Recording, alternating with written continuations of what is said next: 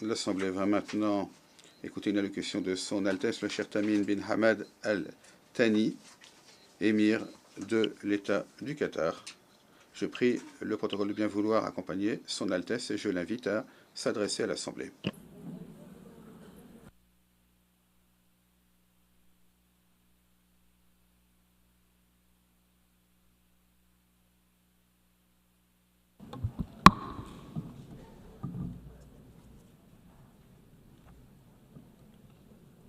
Au nom de Dieu, le clément, le miséricordieux, Excellence, Madame la Présidente de l'Assemblée générale, Excellence, Monsieur le Secrétaire général, que la paix de Dieu soit avec vous. Les Nations unies ont été fondées il y a 80 ans sur la base de principes élaborés après 2 guerres mondiales, des principes faisant fond sur le maintien de la paix et de la sécurité internationale et sur le respect de la dignité, de la souveraineté des États, de la non-ingérence dans les affaires intérieures et les principes de coopération dans l'intérêt de nos peuples. Ce qui signifie que si l'on tolère les violations, on tolère la loi de la jungle, où les auteurs d'agressions, de violations se livrent à ces agissements parce qu'ils le peuvent. Voilà le réalisme politique ramené à la possibilité d'imposer un statu quo.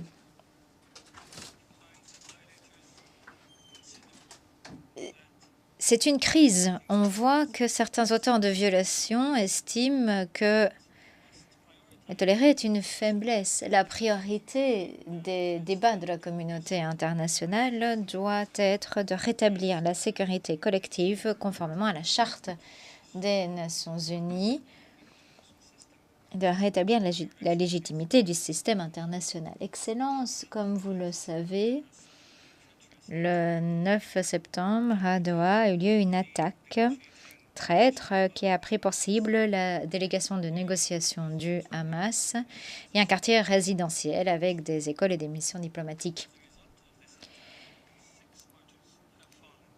6 martyrs sont tombés lors de cette attaque, notamment un ressortissant qatari,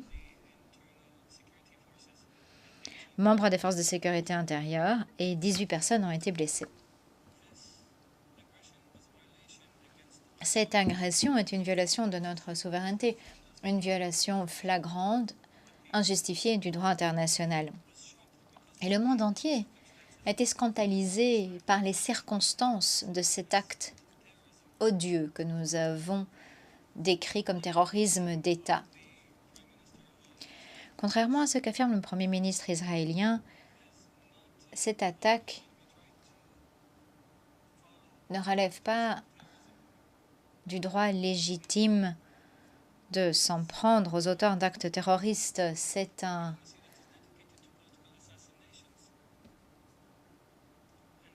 assassinat politique qui vient saper tout effort diplomatique visant à mettre un terme au génocide contre la population à Gaza. C'est également une tentative de tuer des hommes politiques membres d'une délégation de négociation avec Israël pendant qu'ils étudiaient une proposition américaine. Comme vous le savez, le Qatar,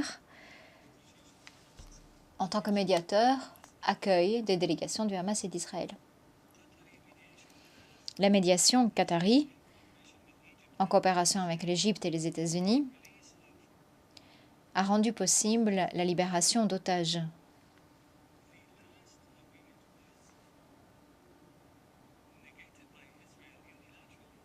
Le dernier accord a été unilatéralement dénoncé par Israël, ce qui a empêché un cessez-le-feu, la libération des otages, le retrait de la bande de Gaza, l'accès humanitaire et la libération des prisonniers palestiniens. Ils visitent notre pays, ils se rendent dans notre pays et cherchent à l'attaquer. Ils négocient avec les délégations et cherchent à assassiner les membres de l'équipe de négociation. Il est difficile de coopérer face à une mentalité qui ne respecte pas le minimum de coopération. C'est impossible. N'est-ce pas là la définition même d'un gouvernement voyou?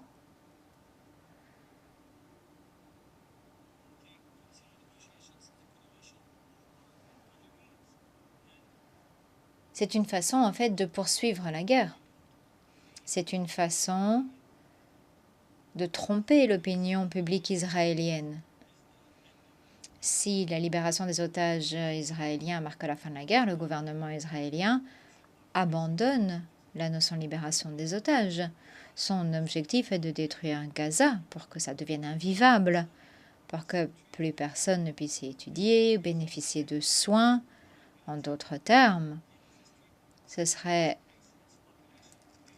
rendre la bande de Gaza invivable, déplacer sa population, et le dirigeant israélien veut continuer la guerre. Il croit en ce qu'il appelle le Grand Israël. Il croit que la guerre a la possibilité d'agrandir les colonies, de changer le statu quo sur le lieu saint, Al-Quds al-Sharif. Il appuie également les attaques perpétrées en Cisjordanie.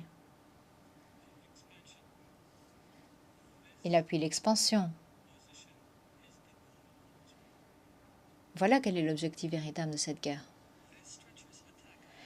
Cette attaque traître contre la souveraineté d'un État du Golfe à des milliers de kilomètres de là est venue confirmer que le Premier ministre israélien, qui s'enorgueillit de changer le Moyen-Orient,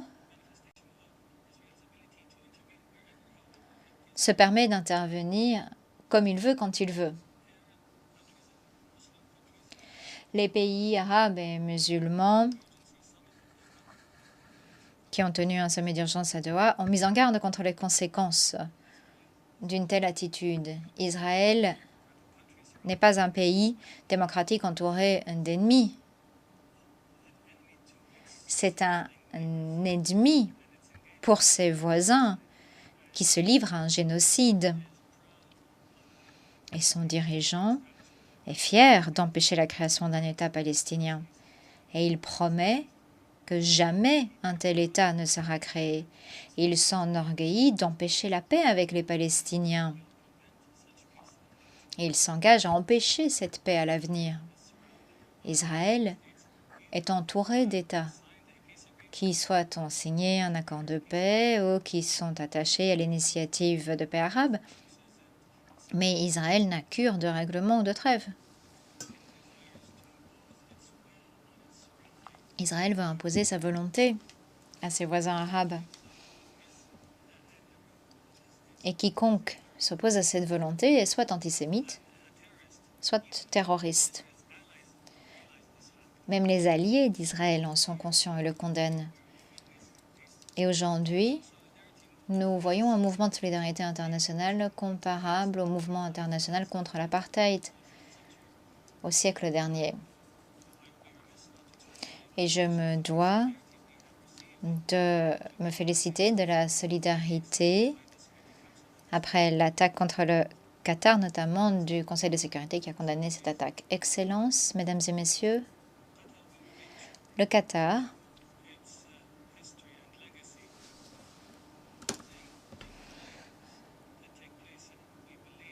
rendra hommage à son héritage et son histoire et s'opposera à un crime.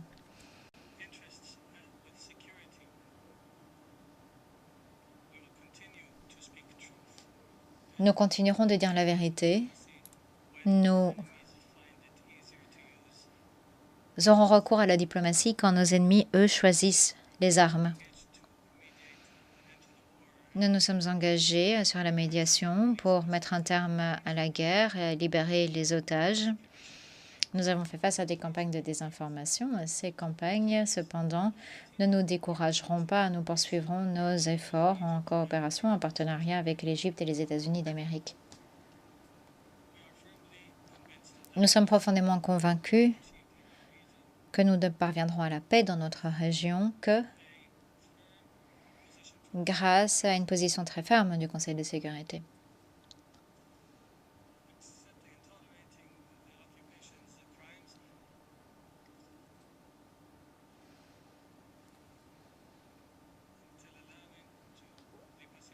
L'on ne peut accepter ou tolérer le crime d'occupation, on ne peut accepter la privation de la création d'un État indépendant dans les frontières de 67 selon la solution de 2 États qui représente le consensus de la communauté internationale. Nous saluons le rôle des États qui ont reconnu l'État palestinien. Il est indubitable que cette reconnaissance est moralement importante car elle envoie un message.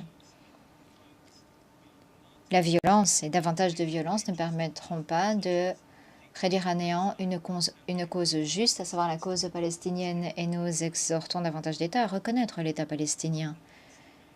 Nous sommes d'avis que l'instabilité fait fi des frontières et que le destin de l'humanité est lié. Voilà pourquoi nous avons poursuivi nos efforts diplomatiques afin de contribuer au règlement d'autres crises en Ukraine, en Afrique. Nous avons continué de travailler avec les partenaires en Afrique pour parvenir à des accords de paix, pour parvenir à la signature d'une déclaration de principe à Doha entre la RDC et l'Alliance du fleuve Congo. Au mois de mars, nous appuyons les efforts en faveur d'un accord de paix à l'est du pays. Le Qatar continuera d'être un partenaire international afin de parvenir au règlement pacifique des différends et afin de saisir les occasions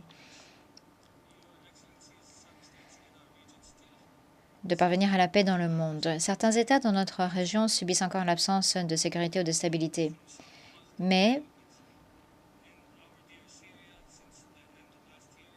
il y a matière à espoir. En Syrie, nous assistons à une nouvelle étape dont nous espérons qu'elle permettra de réaliser les aspirations du peuple syrien pour la stabilité, le développement et l'état de droit, après une page très sombre de l'histoire du pays. L'Égypte est tenue aux côtés du peuple syrien au cours des dernières années.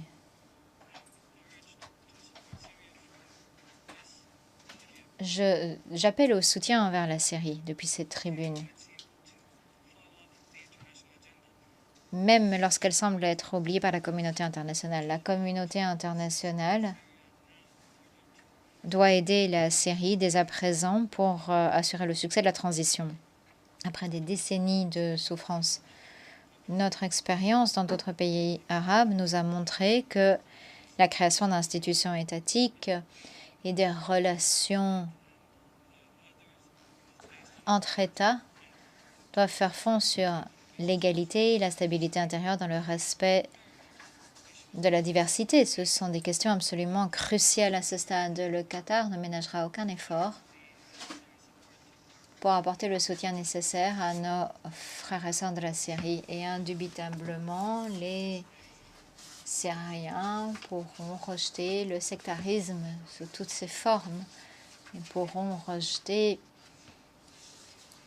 l'ingérence étrangère et notamment les tentatives de diviser la Syrie.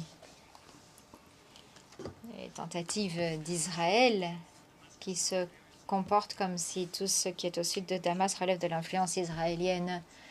Nous avons également assisté à une évolution positive grâce à l'élection du président Aoun au Liban et la désignation du Premier ministre. C'est un pas vers la stabilité dans le pays. Le Qatar continuera d'appuyer le gouvernement et le peuple et les institutions du Liban et continueront d'appuyer l'armée.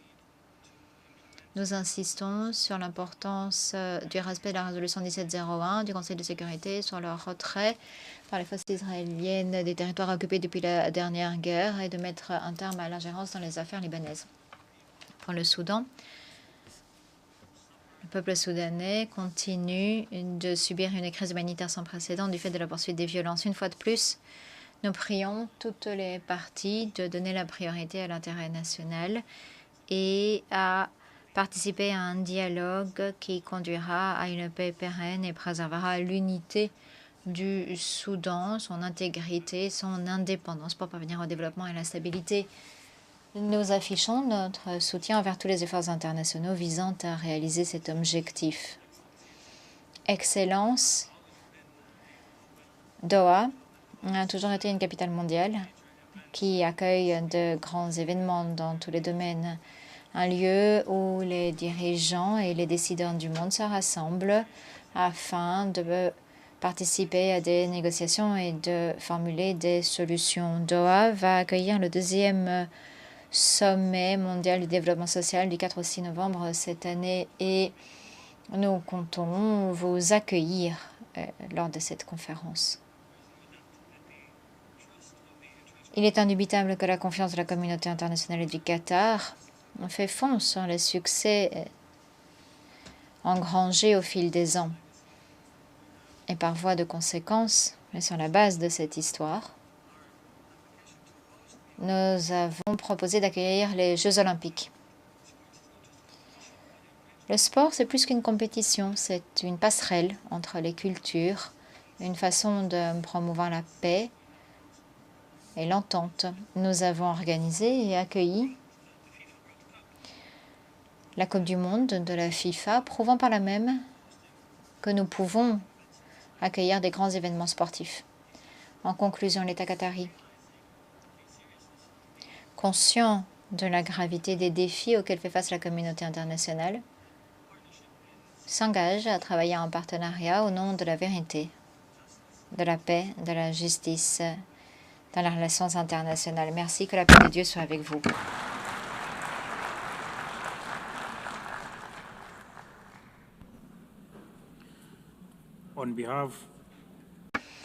Au nom de l'Assemblée, je remercie l'émir de l'État du Qatar.